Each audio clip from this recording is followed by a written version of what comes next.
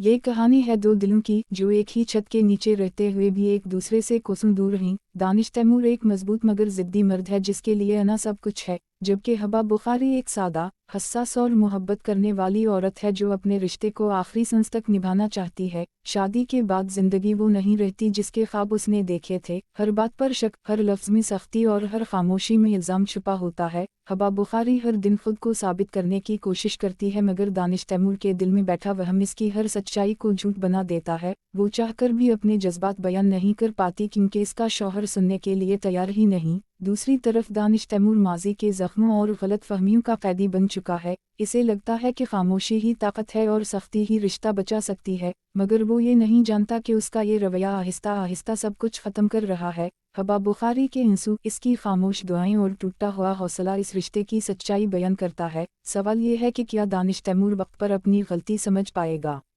या फिर मरे पिया सिर्फ एक पुकार बनकर रह जाएगा। ये कहानी है मोहब्बत, अना, सब्र और इस फैसले की जो एक लम्हे में पूरी जिंदगी बदल देता है।